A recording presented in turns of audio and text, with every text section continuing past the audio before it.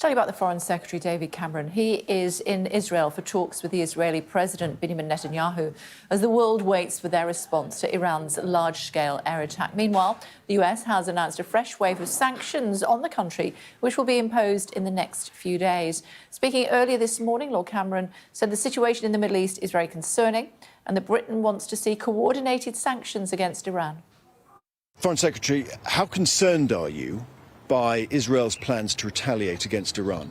Well, look, it's right to be here in Israel today to show solidarity after that appalling attack by Iran. We made clear our views yesterday about what should happen next, but we also said Israel is an independent, sovereign country and gets to make these choices. We continue to hope that as they do so in a way that is smart as well as tough, but also does as little as possible to escalate this conflict. But I'm also here to focus back the eyes of the world onto the hostage situation. 192 days those people have been held. Hamas should release them now, and there is a good deal for them on the table. The only reason the conflict continues in Gaza is because they won't take that deal. We need the hostages out, we need the aid in, and I'll be discussing that with the Israeli government and with the Palestinian Authority as well. And how concerned are you that we're right on the brink of a full-scale regional war here? Well, the situation is very concerning. It's right to show solidarity with Israel. It's right to have made our views clear about what should happen next, but it's clear the Israelis are making a decision to act. We hope they do so in a way that does as little to escalate this as possible, and in a way that, as I said yesterday, is smart as well as tough. But the real need is to refocus back on Hamas, back on the hostages, back on getting the aid in, back on getting a pause in the conflict in Gaza. That's why I'm here today, to talk to the Israeli government, to talk to the Palestinian Authority, to try and push those things forward. Finally, you're off to foreign ministers at G7, Italy. What sanctions do you want?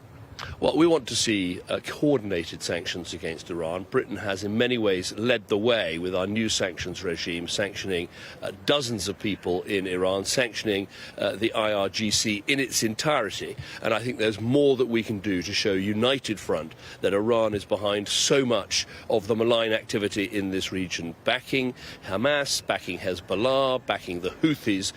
They need to be given a clear and unequivocal message by the G7, and I hope that will happen at the meeting. Alistair standing by for us. Hello to you, Alistair. More sanctions.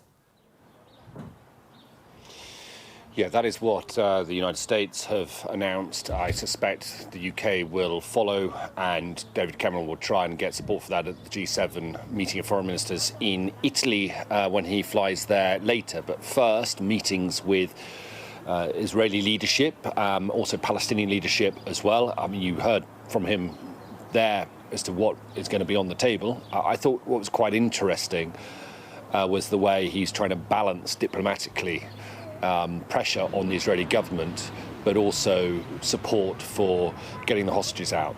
And the reason I say that is, in recent weeks, I would say the tone from David Cameron has been more on the critical side of things when it's coming to deal with Israel, critical about the lack of humanitarian aid in, critical about Israel's efforts or lack of efforts to do more to get aid in. Well, what he said earlier this morning was very different. He is concerned, like so many other world leaders, that Israel's retaliation against Iran, which looks like it's a dead cert now, will exacerbate the situation further, will potentially lead to a greater war. And so that is the pressure that he needs to put on him. That's the stick, if you like. The carrot in what he had to say there was, let's refocus on the hostages, something that is so important to the Israeli government and to the Israeli people. Let's refocus on the hostage crisis and trying to get a hostage deal to get them out of Gaza.